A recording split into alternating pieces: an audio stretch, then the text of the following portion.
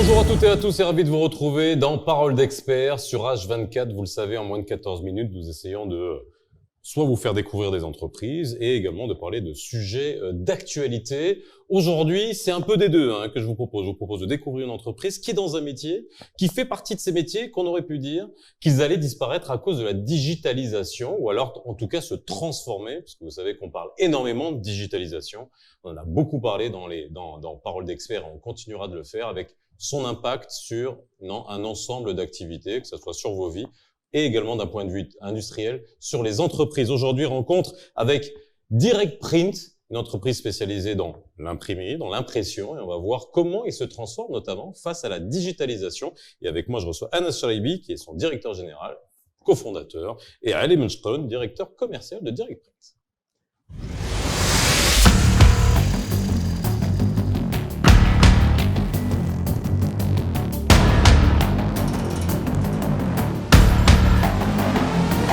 Bonjour Anas. Merci Faisal pour l'invitation. Avec plaisir. Bonjour Ali. Bonjour, merci Ça de me va recevoir. Très bien. On a deux générations d'imprimeurs. Ouais. Pas la même chose quoi. Vous n'avez pas commencé au même moment avec les mêmes besoins quoi. Exactement. On est parti de zéro et Ali arrive dans une entreprise où il y a déjà 100 personnes. Oui, ça c'est bien. Alors c'est plus bien, compliqué. mais en même temps ça doit être compliqué de prendre la relève et notamment dans ce momentum et dans ce contexte qui est un peu particulier. Alors, on va peut-être revenir sur un métier aussi, et peut-être sur notamment le début de Direct Print, votre entreprise, à une époque où, alors c'était quoi? C'était les années 90? Les années 90, un crédit jeune promoteur, deux amis qui démarrent. Et ça fait partie des seules entreprises qui ont fonctionné avec le crédit jeune promoteur, je tiens à le dire, parce qu'il y a beaucoup de mécanismes d'accompagnement maintenant des PME et des TPE, mais ça avait fonctionné pour vous, oui, ça? Et je regrette que ce crédit ne soit pas renouvelé, qu'on ne donne pas la chance à des jeunes aujourd'hui, comme on l'a eu nous. Et donc, on arrive dans un monde où on a fait ce que j'appelle la deuxième révolution Gutenberg. Oui. Parce que Gutenberg a révolutionné avec la Bible. l'imprimerie. Et j'estime que le digital a révolutionné le monde une deuxième fois. Et l'imprimerie était l'un des derniers bastions. Et nous avons participé à cette révolution en amenant au Maroc des dernières technologies. Donc, il ne faut pas oublier. Et ça, c'était déjà ça à l'époque? Donc, oui. C'était quoi? À l'époque, il y avait l'offset. Juste qu'on revienne et qu'on comprenne, parce que peut-être que aussi même la nouvelle génération et tous ceux qui ont peut-être travaillé dans la publicité et la communication, à l'époque, il y avait, il y avait des plaques, je suis en train de vulgariser. Exactement. Et puis, toujours le cas. Les relais, c'est toujours le cas. Toujours le cas. Ah, ok, c'est toujours le cas. Oui. Mais après, le numérique est arrivé. Ça a évolué. Exactement. Ouais. Sauf que avant, il fallait peut-être 15 jours pour produire une page. Aujourd'hui, une page elle est produite en 2 heures. Ce système de digitalisation a démocratisé l'imprimé. Et on a vu au Maroc une floraison de magazines, de journaux, et ça a permis de véhiculer l'information d'une manière extraordinaire. Et de la même manière que cette digitalisation nous a permis de nous développer, en même temps, elle nous a détruits. Alors justement, on va en parler. Mais là, ce qui est bien, c'est d'avoir aussi une génération qui prend le relais et qui va pas avoir la même vision, parce que nécessairement, toi, tu es né là-dedans. On va s'adapter aux technologies d'aujourd'hui et à l'avancement et l'évolution des technologies comme le numérique que vous avez mentionné, qui se développent et qui deviennent de plus en plus intéressants. Parce qu'on gagne du temps. Après, qualitativement, c'est en train d'arriver au niveau de l'offset. C'est en train d'y arriver, mais l'offset est quand même bien marqué et bien ancré et on en a toujours besoin. Ouais, bien ancré, c'est le cas de le dire. C'est ça. avec un A. Mais alors, aujourd'hui, dans cette technologie, parce qu'on peut se dire, OK, imprimer, j'ai l'impression que c'est un peu comme les télévisions.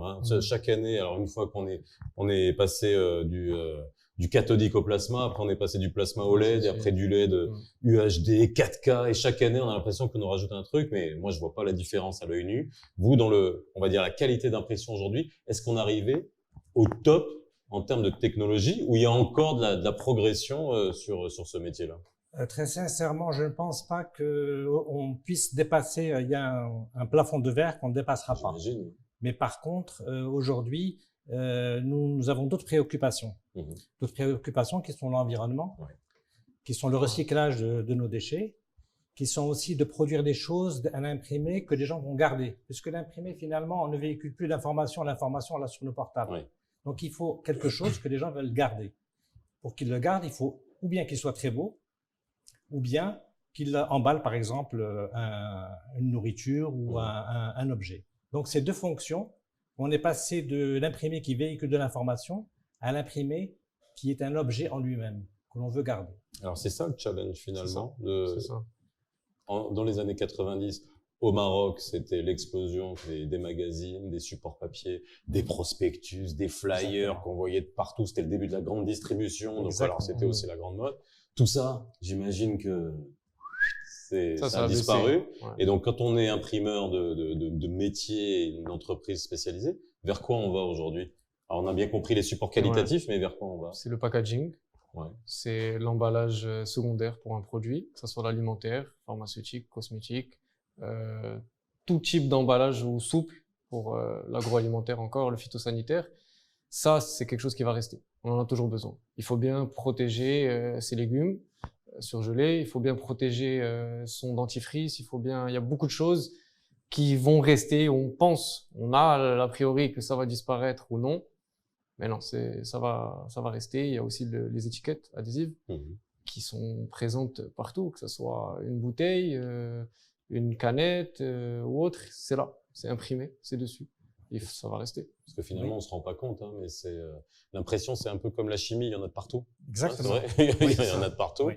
Alors, moi, j'ai eu l'occasion, hein, justement, de travailler sur d'observer notamment et d'accompagner tous ces banques de projets que le ministère de l'Industrie a lancé pour enclencher la substitution aux importations. Et on nous dit que finalement, on importe beaucoup de packaging et on n'en produit pas. Est-ce que finalement, ça aussi, est-ce que ce sont des métiers de diversification qui peuvent être en lien directement avec l'impression, ou vous, c'est seulement imprimé sur un packaging qui est déjà fait? Non. Nous, ce qu'on fait, c'est qu'on a une feuille vierge, toute bête. On la transforme en un étui pour votre médicament, vos vitamines. Dans l'impression et dans la façon et tout. C'est ça. Donc, il y a le façonnage, la découpe, le pliage et le collage. Oui, nous sommes dans un métier transverse. C'est-à-dire que si l'industrie se développe, l'agroalimentaire se développe au Maroc, nous développons. Là où on se développe pas, c'est quand le produit est importé avec son emballage. Ben oui. Ouais. Voilà, c'est ça le problème. C'est-à-dire que les Turcs importent, par exemple, ou les Égyptiens importent non seulement l'emballage, mais le produit également. Le produit à l'intérieur. Donc, si nous voulons inverser cette tendance, il faut produire localement, et nous avons des beaux produits du terroir que nous faisons, nous avons beaucoup de produits d'huile d'argan, d'huile d'olive, de produits de notre agriculture que nous emballons, mais après, il faut voir aussi un deuxième volet, une deuxième vitesse, aller à l'export. Pourquoi pas? Alors, où? Vers le sud, l'Afrique, ou ailleurs aussi? Oui. Les deux. Les deux. Partout. Je pense qu'il ne faut plus avoir aucun complexe. Nous avons toutes les technologies, nous avons envie de travailler. Bon, aujourd'hui, on est sur cette vague de la Coupe du Monde. Oui. On va y aller encore. On va dire oui, Dima Maghreb. On peut le faire, hein, avec du cœur, avec l'envie qu'on a. Le Sud peut se développer par lui-même. Nous en avons les moyens et nous en avons aussi la technologie. Alors, comment on fait aussi en face de la Chine? Parce que la Chine, encore une fois, et ça, je le demande à chaque entreprise qui passe sur ce plateau et qui soit un manufacturier, soit construit quelque chose made in Morocco, on doit se poser la question, mais comment on fait en face de la Chine pour être compétitif? Est-ce que vous avez réussi à le faire? Est-ce que c'est un métier où aussi la Chine est très présente? Oui, ils sont présents sur certains aspects, mais c'est des gros volumes, sinon ça n'a pas d'intérêt de le ramener, de l'importer jusqu'ici. Le coût va être trop élevé. Et la majorité des choses, si ce n'est la totalité, on est capable de le faire. J'ai une petite anecdote pour vous. Pas plus tard qu'il y a un mois, une société chinoise est venue nous voir pour faire du vermicelle. Donc, on a fait des sachets en vermicelle pour une société chinoise. D'accord. Donc, tous les échanges sont possibles. Le monde est vaste. C'est ça. Aujourd'hui, la Chine domine effectivement dans beaucoup de secteurs, mais dans le secteur de l'emballage, les donneurs d'ordre européens cherchent la proximité. Ils cherchent des gens qui parlent le même langage qu'eux. Ils cherchent des gens qui ont la même technologie. Ils cherchent des gens qui font attention à l'environnement. Et il faut marquer tous ces points-là et aller chercher ces marchés. Alors, dernier point, parce que vous avez parlé de protéger l'environnement, et puis aussi, on va parler d'efficacité énergétique. Vous êtes sur la zone industrielle de Mohamedia. Exactement. C'est ça. La nouvelle industrie. Voilà, c'est ça. Et est-ce que c'est une industrie, est-ce que c'est une activité qui est énergivore, qui consomme beaucoup d'énergie? Donc, qu'est-ce que vous avez fait pour ça? Alors, on a installé, il y a quelques mois là, maintenant, on a installé 454 panneaux solaires.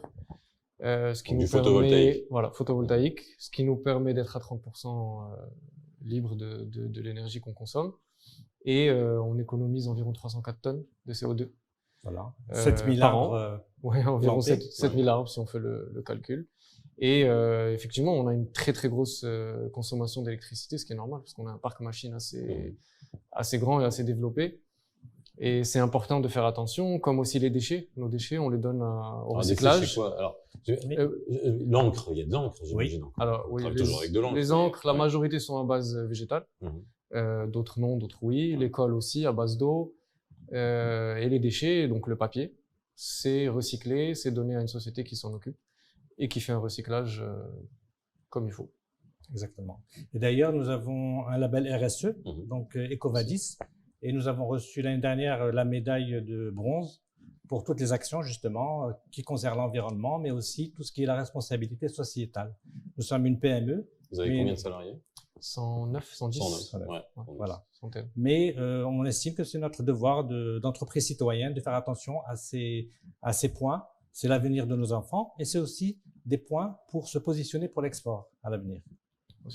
Eh ben, merci beaucoup, Anas, Ali, Merci à vous. d'avoir été avec moi. Ça nous a fait plaisir de découvrir votre entreprise et surtout parler de ce secteur, de l'impact que la digitalisation a eu sur votre activité. Et j'espère que vous aurez fait bonne impression. Désolé, j'étais obligé de faire cette blague pourrie, c'est pour finir. On a l'habitude. Ah, oui, voilà, j'en ai pas trouvé. Merci de me dire que j'ai pas été original. Merci, voilà. On se retrouve très vite dans Parole d'Expert sur H24. N'hésitez pas à réagir et à vous abonner à la chaîne YouTube. À très bientôt. Bye bye. Merci.